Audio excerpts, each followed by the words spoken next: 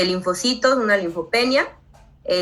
Igualmente neutropenia menor a 500 neutrófilos por milímetro cúbico, que en este caso explicaría la ocurrencia de infecciones continuas, y la citopenia autoinmune, ¿no? Que nos podría llevar a pensar pues cualquiera de estas etiologías de inmunodeficiencias primarias. También considerar en el caso, por ejemplo, de cuando hay un déficit de las inmunoglobulinas, su conteo normal, tomando en cuenta pues los niveles adecuados o que se relacionen, digamos, el nivel de inmunoglobulina con la edad del paciente. En este caso se relaciona con que, por ejemplo, puede ser humoral relacionada con los linfocitos B solamente o combinada cuando también se incluyen estos linfocitos T, ¿no? Ay, perdón, me cambié. Luego también tenemos las pruebas de hipersensibilidad, que sobre todo se relacionan con la evaluación de la inmunidad celular, como el prick test, por ejemplo.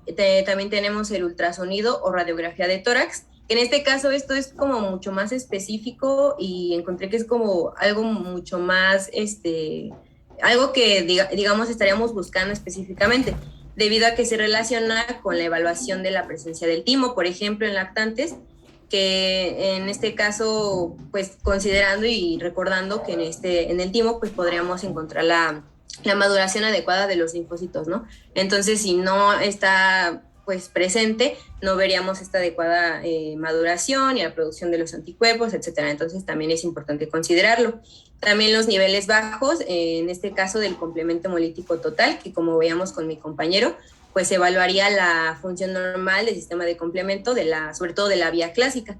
Y nada más para terminar, en este caso, tomar en cuenta que a pesar de que pues cualquiera de estos valores podría o no estar alterado, pues si existe esta gran sospecha no hay que descartarlo, ¿no? Y sobre todo también considerar que para un estudio más profundo, más especializado, se puede sugerir a estos pacientes a centros especializados. Menciona el ejemplo de la unidad de investigación de inmunodeficiencias del Instituto Nacional de Pediatría. Entonces esto ya es algo como mucho más especializado y mucho más, pues digamos, algo mucho más específico. Y bueno, para terminar con el tratamiento, hay que considerar principalmente que al ser múltiples estas infecciones, sobre todo bacterianas, la consideración de estos antibióticos y diferentes especificaciones en los mismos, como por ejemplo que pudieran requerir los pacientes varios ciclos de antibiótico o esquemas más prolongados, con dosis mayores, o que hasta pudieran ser un poquito más invasivos, como cuando es intravenoso, o como profilaxis ante alguna posible exposición que tenga factores de riesgo para el paciente. Y pues no dejar de lado, ¿no?, la educación al paciente, a su familia, para que pues puedan conocer diferentes aspectos más específicos de la misma y que le den la importancia y el soporte emocional y psicológico. Y pues nada más agregando algunos otros tratamientos que se pudieran considerar cuando pues podríamos ya saber más específicamente cuál es la etiología del mismo, como inmunomoduladores o el reemplazo de algunas inmunoglobulinas específicas. Por ejemplo, pueden ser la vía de administración intravenosa o subcutánea, terapia enzimática o también hasta un trasplante, por ejemplo, de médula ósea o terapia génica. Y se menciona también que pues podría, digamos, considerarse de rutina que se usen productos radiados. Esto se menciona que es a través ya sea de rayos X o algunos materiales radioactivos para que se puedan pues llegar o lo más posible hacer aséptico a cualquier aditamento que pueda estar en contacto con el paciente. Y bueno, por último, algunas medidas que se recomiendan, sobre todo pues para evitar, ¿no?, que se presenten estas infecciones en los pacientes, es primero pues sobre todo la fiebre, que puede ser un dato importante en este caso de estas múltiples infecciones, considerarla importante y darle la importancia necesaria en pacientes tanto pediátricos como adultos, y se menciona que hasta se podría incluir a estos pacientes en protocolos de investigación, ¿no?, mucho más específicos. Evitar también humedad en casa o uso de aire acondicionado, ya que pues puede ser propenso a que el paciente pueda inhalar algunas esporas de algunos hongos. Evitar asistir a lugares concurridos, sobre todo para que pues evite, ¿no?, que el paciente tenga contacto con alguna persona que esté cursando con alguna infección. evitar igual tabaquismo pasivo o activo, evitar no ingerir agua no potable, una dieta balanceada, sobre todo pues evitar comer tanto alimentos fuera de casa, que estén crudos o que no estén bien desinfectados. Y en algunos casos también se menciona que se pueden llegar a considerar algunas terapias o como alimentación parenteral propiamente. También en el caso de que haya pues déficit por alguna situación, tanto vitaminas o hierro, por ejemplo. Evitar también inhalar café molido, té a granel, pimienta, sobre todo porque igual pueden contener esporas de algunos hongos que pueden pues, hacer proclive a estos pacientes a que cursen con alguna infección. También en el caso de que el paciente asista a la escuela, pues evitar que asista cuando haya brotes epidérmicos, evitar igual nadar en albercas, ríos, mares que puedan estar contaminados y sobre todo evitar contacto con mascotas. Y como vemos, pues más que nada hasta pues nos podría recordar un poquito el tratamiento, por ejemplo, del asma, ¿no? Donde es como mucho, pues muy cuidadoso en ese aspecto de que el paciente se encuentre inmunodeprimido. También procurar una adecuada higiene, tanto corporal, bucodental, de manos, incluso se pueden realizar lavados nasales con solución salina, el adecuado lavado y curación de las heridas, también evitar perforaciones corporales, sobre todo pues si son con fines cosméticos, drenar secreciones con fisioterapia. Lo de las vacunas que les comentaba, que es muy importante sobre todo consultarlo con un médico especialista antes de aplicarla. Las vivas atenuadas, sobre todo la BCG, la sabinoral, la de la varicela, fiebre amarilla, sarampión, sobre todo, como les decía, porque pues pueden hacer esta reacción en mayor o menor medida, aunque sí hay algunas otras que sí se recomiendan en estos pacientes, por ejemplo, la antineumococo, antihemophilus influenza, la tipo B, principalmente. Evitar también la exposición a polvos, a excretas de palomas y pues la limpieza, ¿no? En general de los juguetes, sobre todo de estos niños, que pueden ser los que mayormente podemos encontrar este diagnóstico. Y bueno, por último, en las conclusiones, pues recordar que estas inmunodeficiencias primarias son un grupo heterogéneo de trastornos hereditarios que pues son ocasionados por defectos tanto en el desarrollo o en la función del sistema inmunológico. Se clasifican según la combinación de sus características inmunológicas y clínicas. Su evaluación inicial se guía por estas múltiples presentaciones de infecciones en su presentación clínica, pero debería incluir pues hasta el hemograma y la cuantificación de inmunoglobulinas, ¿no? Mucho más específico. La mayoría también de estas manifestaciones se presentan a edades tempranas, como infecciones, datos de malignidad o desregulación en la respuesta, como veíamos, y el retraso en el diagnóstico pues se podría explicar debido a que estas infecciones recurrentes podrían ser aceptadas como variaciones de la normalidad en muchas ocasiones.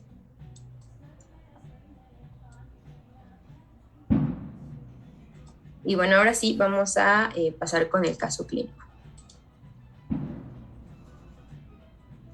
Bueno, ¿alguien lo quiere volver a leer o se los leo otra vez?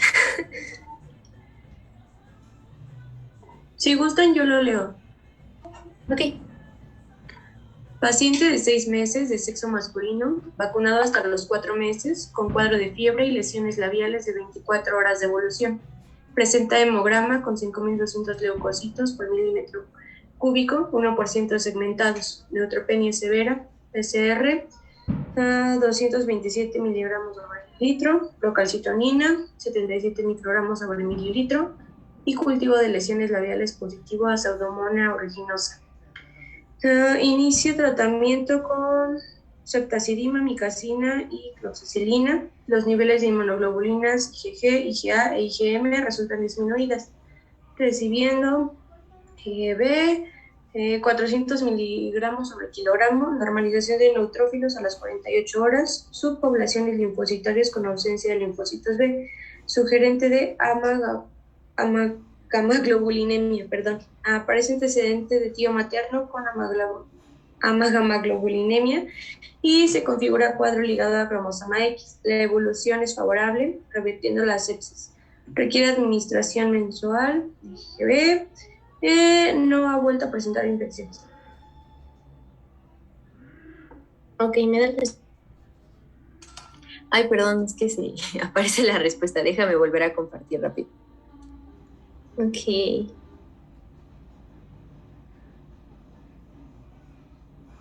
Una disculpita, pero creo que cuando movimos las diapositivas, las animaciones no bajaron. Pero bueno, por lo mientras, ¿tienen alguna duda o algo?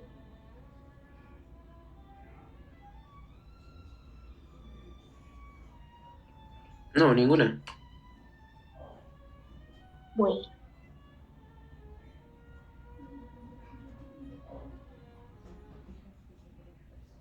Ok, entonces empecemos con la pregunta 1, que dice: ¿qué signos de alerta está presentando nuestro paciente? Tenemos A, 2 o más otitis al año, aftas persistentes en la boca o candidiasis después del año de vida. B, antecedentes familiares de inmunodeficiencias primarias. 2 o más infecciones profundas. O C, 2 o más meses tomando antibióticos con escasos resultados, dificultad para crecer y ganar peso normalmente. Fernando, levanta la mano. Gracias. Pues yo digo que el mayor dato que presenta el caso son los antecedentes familiares de inmunodeficiencias primarias, como el oral tío, y bien el cuadro que se ligaba, ¿no? A la gamaglobulinemia ligada a X. Sí, principalmente, pues, como mencionaba, el tío, ¿no? La que sigue, por favor. Ok, con el diagnóstico dado del paciente, ¿a qué grupo de inmunodeficiencias primarias pertenece la condición? Considerando que es el apartado más común de las mismas. A ver, ¿qué le mandó? Pérez Alvarez. Así sería a la B, al grupo de inmunodeficiencias predominante de anticuerpos. Sí, principalmente porque, bueno, estábamos ante una agamaglobulinemia dado a cromosoma X. Aquí sigue, por favor. La 3 nos dice: los pacientes con agamaglobulinemia ligada al cromosoma X, como el caso de nuestro paciente, ¿qué pueden presentar? A ver, Gutiérrez Vega. La neutropenia. Ajá, como les mencionaba, pues alrededor del 20% de nuestros pacientes van a, nuestro diagnóstico va a incluir neutropenia. Aquí sigue, por favor. Ok, ¿cuál de las siguientes medidas no sería adecuado considerar para el buen manejo de la vida cotidiana del paciente? ¿Quién más levantó? ¿Quién dice yo? La ¿La cuál, perdón? D, ¿no? La aplica excepción. La D. Ok. Y pues sí, en este caso, nada más pues recordar, ¿no? Que como les dije, pues es necesario en cualquiera de las inmunodeficiencias, pues consultar primero, ¿no? Por cualquier cosa, ¿no? Y también vigilancia al paciente por cualquier reacción adversa que pueda tener. Bueno, creo que esto sería todo y pues si tienen alguna duda la pueden externar.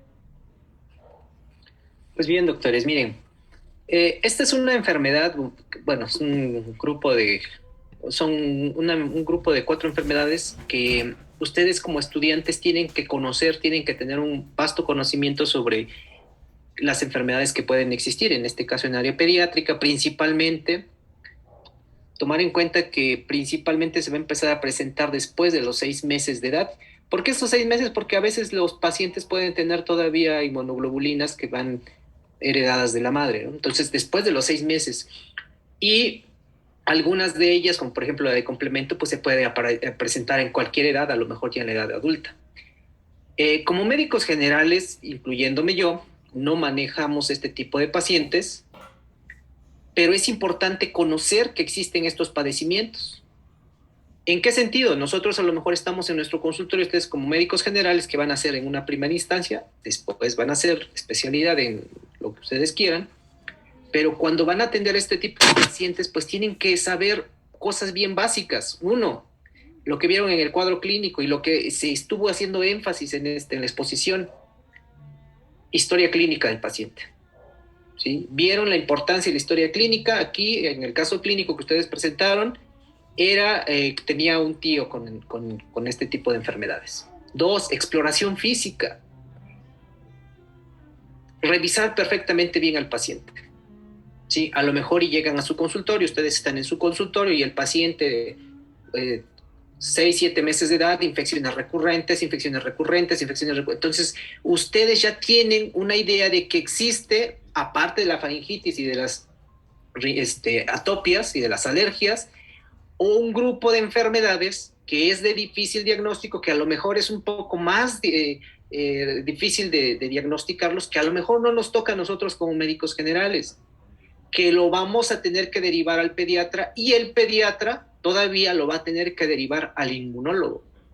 Pero ya sabe, ahí es donde empieza la pirámide de la atención. Acuérdense que los primeros niveles de atención es la medicina familiar, la medicina general. Vamos a captar esos pacientes y los vamos a ir derivando hasta que llegue a un tercer nivel de atención.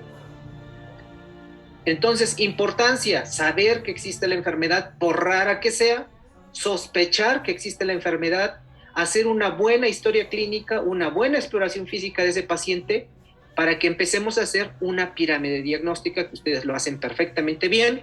Cuando les pedimos las pirámides diagnósticas, lo hacen excelentemente bien, pero cuando ya ponemos a hacer una pirámide diagnóstica, ya en un caso clínico, en un paciente, pues lo hacen perfectamente mal.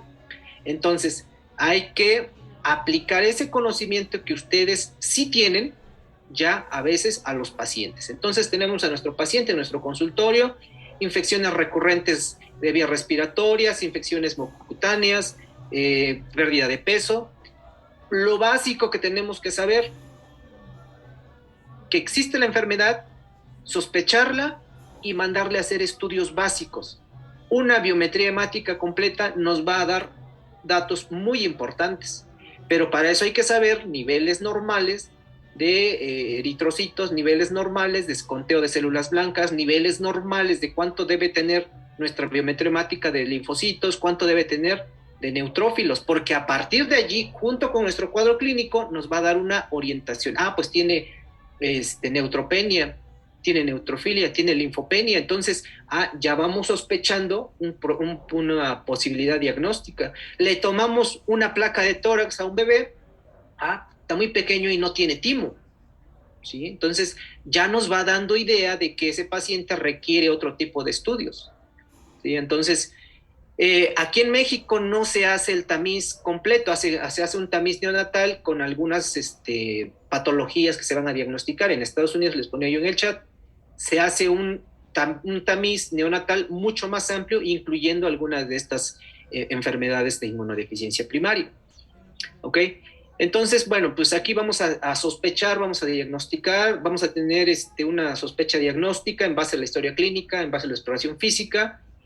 Vamos a realizar exámenes básicos de laboratorio, nos pueden dar mucha idea siempre y cuando conozcamos la biometría hemática. Nosotros como médicos generales, en su primera instancia debemos ser expertos en la interpretación de la biometría hemática, ¿sí? Expertos, saber cuánta variación existe dependiendo del grupo de edad. ¿Estamos? Entonces, no es lo mismo una biometría hemática en un niño, un recién nacido, en un niño, en un adolescente, que en un adulto. Entonces, y es algo que como médico general debemos de saberlo perfectamente bien, porque de ahí nos va a dar idea. Saber una placa de tórax, ya un poquito más complejo, a lo mejor una determinación de inmunoglobulinas, que no está fuera, eso lo podemos pedir desde consultorio y realmente no es un estudio tan caro. Pedir estudios de complemento, pedir estudios inmunológicos específicos, allí sí son caros y son de difícil interpretación, y les digo, ni siquiera el pediatra los va a interpretar, aquí los va a interpretar el médico inmunólogo. Ahora, necesitamos saber como médicos generales que existe, académicamente ustedes tienen que aprenderse estos conceptos porque se los van a preguntar en el examen. Necesitamos también saber qué es lo que vamos a darle de tratamientos y cuidados específicos cuando el inmunólogo le regrese el paciente al pediatra y el pediatra nos regresa el paciente a nosotros como médicos de primer nivel para que le demos seguimiento. Entonces ahí la mamá nos va a decir, oiga doctor, ¿y le puedo poner tal vacuna? Pues ustedes ya saben que hay vacunas, principalmente si son virus o virus atenuados o bacterias, que no debemos aplicarlos, ¿sí? Entonces ustedes ya como médicos generales no le van a dar el seguimiento del tratamiento como tal, pero sí vamos a darle seguimiento en lo que consta al primer nivel de atención de esos pacientes. la sospecha diagnóstica, la referencia oportuna del paciente y el cuidado general y las redes de apoyo que el familiar tiene que tener para cuidar a ese paciente en su domicilio. Regresa con nosotros otra vez, el pediatra nos dice, ¿sabes qué? Mándamelo cada 3 meses y el inmunólogo lo va a ver cada 6 meses. Acuérdense que nuestro sistema de salud funciona así, primero, segundo, tercer nivel de atención, y entonces debería funcionar en esos niveles. Lo inicial, la base de la pirámide, nos toca a nosotros. Es necesario, como les digo, no vamos a tratar al paciente, no lo vamos a diagnosticar ni nos vamos a quedar con él, pero sí, allí es donde empieza el diagnóstico. Si nosotros como primer nivel no sospechamos en esos diagnósticos, por raros que sean, pues nunca vamos a llegar a que se diagnostiquen, ¿sí? También, ¿para qué sirve que nos sepamos todos los procesos o exámenes de laboratorio si no sabemos lo básico de la enfermedad, que es la sospecha, exploración física, derivarlo y los cuidados que debemos mantener con esos pacientes? Bien, ¿dudas, comentarios, experiencias, vivencias, recetas de cocina? Doctor, yo tengo una duda. Aquí en México, ¿qué tan estricto se hace el seguimiento de esos pacientes? O sea, ¿las familias realmente cuidan a esos niños o los abandonan o cómo, o si los quieren o qué pasa ahí en esa situación? Pues ahí ya depende del nivel socioeconómico y cultural del paciente. Ya como vieron, aquí en México realmente son 2 o 3 hospitales que tienen la capacidad de darle seguimiento. O sea, es muy poquito para 130 millones de mexicanos que somos. Ahora, es por eso que nosotros como médicos de primer nivel debemos de saber derivarlos y debemos de saber darles seguimiento, ¿sí? Si nosotros no le damos seguimiento y no le orientamos al familiar y no somos parte de su red de apoyo, pues el familiar no va a saber qué hacer. Como yo les digo a los estudiantes cuando rotan conmigo en urgencias, ¿de quién es obligación de que se lleve bien el tratamiento?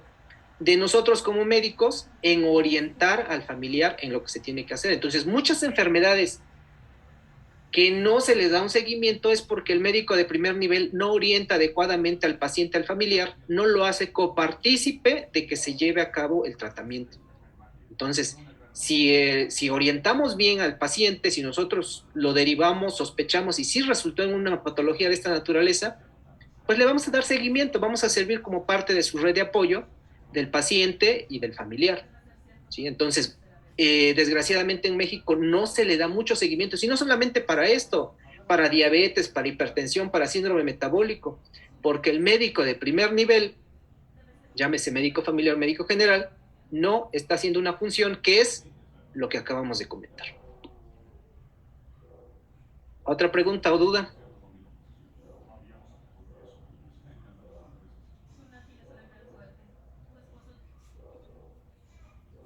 ¿Algún comentario más? No, doctor, todo bien. No, doctor. Bueno, antes en los Nacional de Residencia preguntaban muchísimo valores y cifras de inmunoglobulinas y les ponían este caso clínico y les decían, ¿y cuál es el valor de la inmunoglobulina en los 4 años? Pues es imposible saberlo. Ahora va más orientado a lo que debe saber un médico general.